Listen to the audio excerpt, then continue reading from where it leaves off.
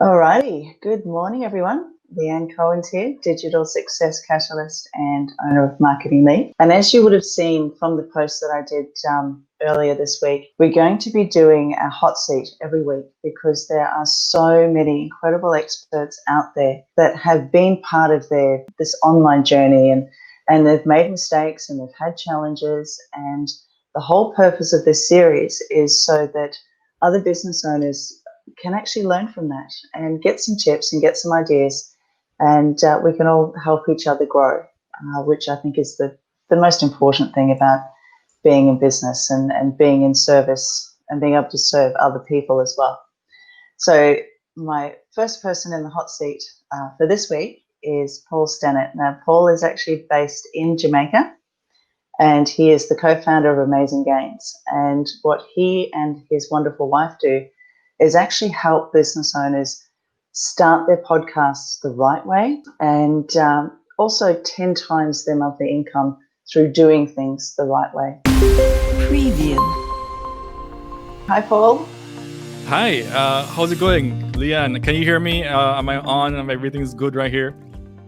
Yeah, you're here, so I can see you. Hopefully everyone else can see you as well, so see how we go.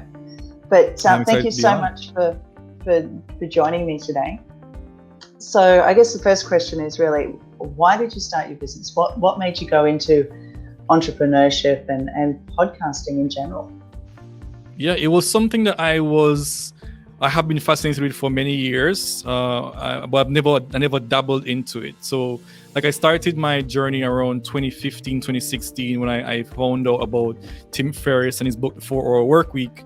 And I was just kind of curious. I wanted it. I wanted to be in the new rich. I was like, you know what? There's a different path from what I was going on because I was a software engineer for many years. But even reading that book and getting inspiration and diving into it, I kind of put my toe in the water and kind of did it as a side hustle. So I did everything from coaching moms who had just had their babies on losing weight to things like mindset and getting in the habits of success. Nothing stuck. I just kept doing different things and trying different things in online marketing until in 2017 I got an offer from the company I was working with, and the company said, you've been here for 8 years. Here's an opportunity to create your own role, do what you want to do in this company. What do you want to do? And I said, I want to sell software to companies in Jamaica because originally we were selling overseas. They said, sure, run with it. And I thought I was in the big leagues now. I could command how much money I wanted to command. My wife and I were happy we were able to do all the things now because we had all this money, all this freedom. So I was getting closer and closer to my goal in life. But in 2017, end of 2017, I was laid off. Just completely blindsided. The rug was pulled out from under me, and I had no idea what I was gonna do. Like I remember my wife picking me up from work that day when I got the news. I had to just leave immediately, and just looking at her eyes was like, "What in the hell are we gonna do?" And so we kind of just stumbled through trying to figure out what we could do. And I thought I've always wanted to be an entrepreneur. I've always researched it. But because I've always had this safety net with this job, I never really went for it. What if I use it as an opportunity now that I don't have anything, I was laid off, to really go for it? And that's what I did. And in May of 2018, the business kind of picked up steam, gained some huge momentum, and the rest is history. Perfect. And that seems to be the thing with most people. It's when there is no other option. What do we do now? And it's interesting, like you said, you went through quite a few different things between mindset and weight loss, and it seems to be the biggest thing I found with entrepreneurs is just finding their niche and finding exactly what direction they need to head in. So if you looking at everything that you've been through in the last couple of years, what would you say your top 3 challenges were that you've faced as far as being an entrepreneur and being in the online space? The biggest challenge for me when I just got started, which plays very well with this whole topic of digital success, was how was I going to get clients? specifically, like you said, I'm in Jamaica, and I wanted to get clients. I wanted to have a location independent business. I want to have clients wherever clients were, wherever I could get clients. So whether it's America or Australia or UK, wherever. But because I wasn't there physically, it was not very straightforward in how I could do that. Like, I couldn't show up at an event and walk around and hand out business cards, or even go to masterminds and shake hands with people and have them get to know me. It had to be 100% online. So one of the biggest challenges I had to go through was figuring that part out. And I made it work using just what I know about online marketing and social media. I was able to get a couple clients under my belt.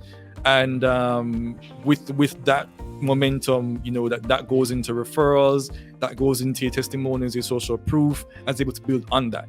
So it's definitely not where I want it to be yet, but just being able to, like, and one of the first things that I really wanted to figure out was, how can I make my first dollar online? Which is why between the end of 2017 and May 2018, that was my big goal. Can I make $1 online? And it wasn't until May that I did that. When I knew that if I could make $1 online, I could make any amount of money that I wanted to. So how did you do that? Sorry. It was a process. Because it's so confusing for people. Like, everyone says to you, you need to be on social media. No, you need to be emailing. No, you need to be, wherever. Mm-hmm. So, yeah. I used social media. I used social media. I used Instagram. And so for a while, because I had my own podcast in like June of 2017. So I've been posting stuff for a while on my Instagram. And so I felt like if I was to reach out to somebody and say, hey, let me help you with your podcast, they could always click through my profile, click through and say, who's that that's talking to me? And they'll see that I legitimately have experience. And that was the assumption that I made. And so I reached out to about 200 podcasters, just day to day, just reaching out to them and say, hey, I love this specific thing that you're doing. I redid my research on each person. And I said, you know what, let me do an episode for you. If you love, and this is me just like doing episode productions, editing. If you love the work that I do for you, and I do this for free, then let's talk about us working together on a long-term basis. And I did that for 200 people, and I got 200 no's. Most people came through, they said inside no right away, or they just totally ghosted me. A few people came and said, you know what, do an episode for me for free. Thanks for the free episode, but we're not going to work with you. And it wasn't until I sat on something similar to this by Lewis Howes. Lewis Howes did a webinar. He pulled someone up on the hot seat, and on the hot seat, he was scrolling through my Instagram because he was trying to give me advice on what I should do about my Instagram. And because he scrolled through that, people were able to see, just from him walking there, hey, it looks pretty good. People were able to see what I do. Then they themselves went to click through and then reached out to me in the DMs. And it was that medium of people kind of hearing my story on that hot seat and clicking through to see some of the posts that I made. That was the trigger. So me just because cold pitching people wasn't working, but that building the relationship in that way was what made a huge shift and a huge drive in momentum for me. It's interesting, like you say, you'd been posting, and that's what I find with a lot of people. It's they post for a little while, and then it's, oh, that's not working, and they walk away. So you had actually been posting for 6-8 months before this opportunity really came up. Yeah, because I everything that I was doing for the podcast, I'd post. Like when a new episode comes out, behind the scenes, I'd post that, and just the talking about the journey and the kind of struggles that I was going through and what it meant to me to build something of this nature. When I got opportunities to go to like very exclusive events for entrepreneurs and people in the industry that the podcast was targeted to, I posted that as well. So people could see where I was legitimate. I wasn't just someone who's fly by night, just hawking, their internet wares. I actually had substance to me. I was doing something that made an impact, and that was a part of the catalyst, I think. It's very difficult to get people to see your heart, especially on something like social media, where they're inundated by just this fake personas, people putting up the best of them. It's very difficult to see someone to see who's really being honest. I think if you can cultivate that in your message, your real self, what you stand for, what you stand against, if you really can cultivate that in your message, you're gonna win hearts and minds, and then you're gonna win clients. No, that's perfect. And like you said too, it's all about building that relationship, isn't it? Yeah. And that's how we met as well. Like just me sharing my heart and my struggles in the group that we were both in, and reaching out and us building something together, coming together. That's how we met. So I swear by it 100%. Yeah, no, that's perfect. So your challenges were sort of being seen and getting that cut through with people. What are the top 3 wins that you've had so far? So one was the first client that I got. So the first major client that I got, and that for me, it couldn't have come at a better time for my confidence, because like I said, I went through 200 no's. I was feeling really down. I did the thing That's with Louis hectic. Hawes. Yeah, right? Like 200. Just two. That's really, yeah. I did the thing with Louis Hawes that didn't have an immediate conversion, but then one guy, he reached out to me and he said, let's do this thing. Let me. I have 3 episodes. Do 3. I'll get the one for free. I'll pay for the other 2, and then we'll see. And I did it for him, and then he's like, you know what? I love these. Let me know what it would look like to work with you on an ongoing basis. And I sent him my invoice, which was my proposal, which was the largest amount of money I've ever written on a proposal before for what I was doing. Closed my eyes, this is how much I'm worth. Closed my eyes, sent it in, crossed fingers, hope for the best. My wife was like, he's never gonna go for it. Like it's done. And he was like, yeah, let's totally do it. And what that taught me was, when you have a good relationship with somebody, it goes way beyond transactional, because he became one of the biggest people to just go out there and say, work with Paul, despite him paying me so much money. And that just really opened my mind up to the possibilities of just what it means to run an online business. You can make a lot of money and have a big impact and have customers who are happy. It doesn't have to be, they pay a lot of money and then they're like, I'm gonna just want the absolute perfection, and you're not a human anymore, you're more of a machine because I've paid you money. It can be a very warm relationship. So that was the first big win for me. And I think just touching on that point too about worth, being able to have that confidence to say, you know what, this is how much my expertise is worth, and this is how much my time is worth. And I think that's a big thing with a lot of entrepreneurs too. Is like you say in the beginning, it's like, I'll work with anyone because I need to get money in the door, as opposed to, you know what, I've spent years learning my craft. Yeah. This is what I'm worth. So that's fantastic. Yeah. And it is scary.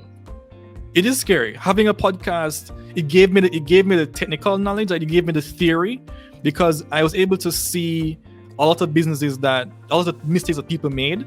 And when I went after my business, I knew from the get-go, I wanted it to be location independent. I wanted to always work with clients who respect my worth and will pay me what I'm worth.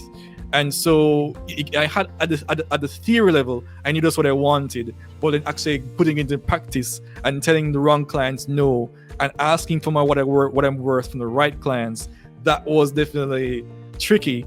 But once you've gotten those hurdles down, the rest is.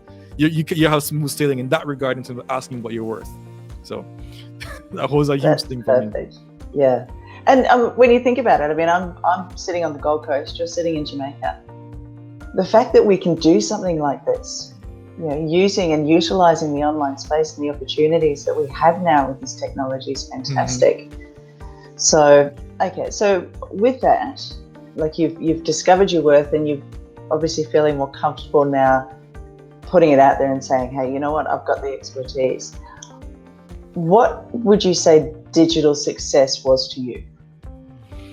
Digital success is the whole game, the whole reason that I am where I am. I'm able to provide for my family and move towards the goals that I want in life is because of digital success. Literally, just like you said, it's because like I'm in Jamaica, you're in Australia. We were able to meet for one, without going to somewhere together. We were able to meet and form a relationship and become friends. And now I'm sitting on your Facebook Live, on StreamYard, doing this thing. It's because of digital success. It's because of you creating your body of work, you having clients that are there, you being a part of the community, me doing the same, and being able to showcase my integrity, my knowledge and expertise. You having confidence in that enough to say, come on this hot seat and talk to my audience, like, and me being able to build all my client roster. I have clients in Canada, in the UK, in America, in Australia.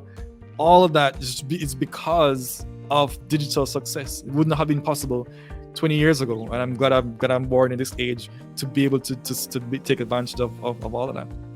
Yeah. Oh, that's perfect.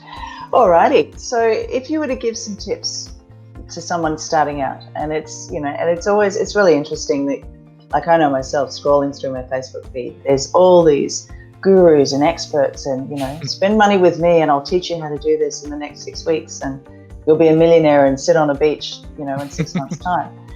We all know that that's not the case. We all know that it takes time, and it's building relationships and building that authority and that authenticity. What would be 2 to 3 tips that you would give to someone either starting out or that's in the process of their journey, and they're saying, you know what, it's freaking hard work. So what are some tips that you would give to help people on their journey when it comes to online? The thing number one would be to have a very simple conversion process. And that's something that you talk about, but have a very simple conversion process at the start. Like, you don't need to have webinars and upsells, downsells, multiple, sales pages. You don't need to have any sales page, any website when you're just getting started. Like, the most important thing at that point is to get the clients under your belt, start helping them and building that momentum. So I would say, if you have an Instagram account, you could literally start with that. You could literally talk to your clients in the DMs, get them on the phone, whether it's on Zoom or Skype, give them a PayPal link or a Stripe link in the chat, and then they will pay you. And then you can start working with them over Zoom over a period of weeks, or whether you're gonna, like, it's entirely, the process can be very simple. Simplify that process, and that's what, because you don't want that to be a hurdle to get your momentum going. So that'll be thing number one. Thing number two would be to identify what your strengths are, what you are passionate about, and who that passion and your strengths would fit. Because nothing is worse than taking on a bad client. That client will drain you. I know for me personally, I don't, maybe I'm built differently, but once I find out a client is a bad client, I almost have zero. I'd rather just refund a client immediately than have to go through the process of working with them week after week after week. Say they buy into my 6-week program. That's 6 weeks that I can't get back because I've taken on a bad client and I have to work with that client for 6 weeks because I made a commitment with them unless I refund them. So it's very important. It was very important for me to know the exact clients that I want to serve. What not just what do they do or how much money do they have, but what qualities and what are their personality traits? Are they someone with a growth mindset? Do they believe in doing it all themselves and they are the king and queen and everyone else are just jesters? Or do they believe that people can come in and help them? They want their help. They know that other people can do things better than they can, so let them control what they're good at. Like, all those things go into the type of client that I want to work with. And so I'm very clear on all those things. You need to be clear on all those things as well, so that when you put your message out there, you're talking to the right person. So that's a really good point. How would you describe, what is a bad client? For me, a bad client is someone who doesn't, from the get-go, like they're in it for the money, right? So they're quick, get rich quick. that instantly bad client. Or someone who doesn't take any direction. Like I've had a client who I'd be like, all right, here are the things that I suggest that you do, and then they're like, you know what, I'm a marketing person, I don't really care for any of it. I'm just gonna do this thing over here. I'm not gonna listen to, versus being like, you know what, I hired you for this, I believe you're qualified on this, I'm gonna trust your expertise. We can talk, definitely. We can talk about options. You know what? I think this could actually work better.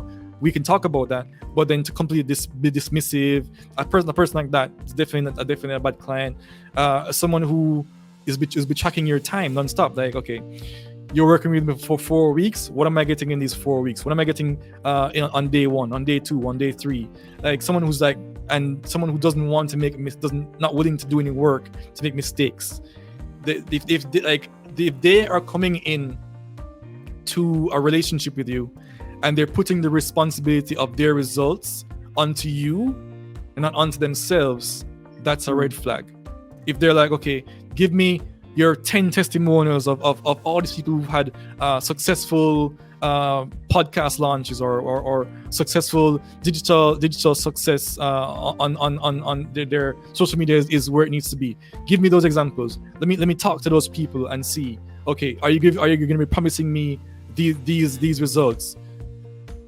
Red flag, instant red flag, because the responsibility for the results are on the person who's going to be doing the work, which should be you. And I'm here to give it. I'm the coach, providing the strategy, providing the framework. But ultimately, you are the cog, and you are the driver that makes the thing work. So as much as the framework is really well done and will get you to the results, you are the ones who have to do the work to get the results. So people are just like, you know what, give the results to me or bust.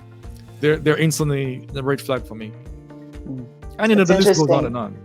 Yeah, well, one of the things that when I'm running my workshops and doing my trainings, it's, your ideal client should be someone who does as they're told. That's always number one, because they're employing you for your expertise. So number one, they do as they're told. They love what you do. They tell everybody about what you do, and they pay you on time. Because if they don't pay you, you don't have a business. So yeah, that's great. When I was getting into being paid on time issues, I set up recurring subscriptions that deduct the money at the beginning of the month. So I work in the back, they pay in advance, and that is because I'm not about that life of chasing people down. I did it at the beginning. I'm not. If a client's not up for that, then that's going to be a sticking point that we have to work through, because that's just how I do it, and it makes things much more cleaner for the both of us. And two, it's respecting your time and the fact that you are running a business. It's this isn't a hobby. This is a business. This is what feeds your family, and so no, that's perfect. Yeah. Okay, so another tip that people could take away with them, apart from, so we've got simplifying their conversion process. And having the confidence to let go of those clients that aren't aligned with you. What would be another tip that you'd give for someone? So this is a controversial one that I hear a lot. It's about putting out content. So I think that you should definitely put out content as early as possible. Show as much as you can, but at the same time, don't be afraid to ask for people to take the next step. I've seen so many people talk about jab, right hook, or just give content, and then somehow you earn the right to ask. I don't think that life or business is run that way. Like, there's no earning right. It's if you offer a service, you should freely offer the service, and if people are interested in the service, they'll come. Ethically, you should ask for permission to sell. But if someone is reading your post and they've read 90% of the post, it's perfectly fine if 10% of the post is saying, hey, let's have a conversation about you working with me, about you, because you're offering something that's real, a solution that can change people's lives. Why wouldn't you want to help people? And you can only help people once they've exchanged money with you and that value is created. So yeah, definitely I'd say put content out there as much as you can. as many platforms as you can without breaking your neck or running yourself ragged. But also you need to be like making those calls to action, getting people to come in, to go through, like I said, step number 1, here's a very simple conversion process. And that's it. It's sort of, I mean, in some circles they call it asking for the sale, but just having a call to action and giving people the opportunity, like you said, to say, hey, I love what you're doing. Yes, I want to work with you. That's that is massive. That's awesome. If you're choosing the right clients and you're putting out the right content, people are going to be knocking your door down anyways to want to work with you, because they see your heart and you're talking to the right people. They're the people who are going to want to work with you, and it's just going to be a win-win. Yeah, no, that's perfect. And you're right. It is all about that authenticity of just showing, this is who I am, this is what I do, and this is how I can make your life better. So, no, that's perfect. So tell us a little bit about Amazing Gains and what it is that you do, because podcasting has become such a big thing these days. It seems to be the latest, maybe not TikTok, but what is it that you do when it comes to podcasting and actually working with people and helping them? Yeah, first of all, I hope you're not hearing any dogs in the background. It's just it's like 8 p.m. here. If you're not hearing anything, that's perfectly fine. Crisp is working how it's supposed to. So what I do at Amazing is my wife and I, we run the company. It's a podcasting company, and we do 3 things. One is we coach people on how to launch their podcast successfully. And 2 is we help people who already have podcasts to grow their podcast even further, to reach more listeners who would be their ideal purchase, or the ideal buyers, ideal clients. And in 3 is we help them on their ongoing production. So basically the whole spectrum of the journey.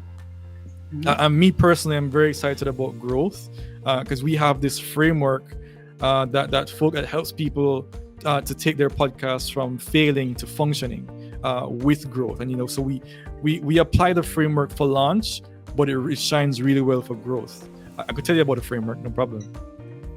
Perfect. Now that sounds fantastic.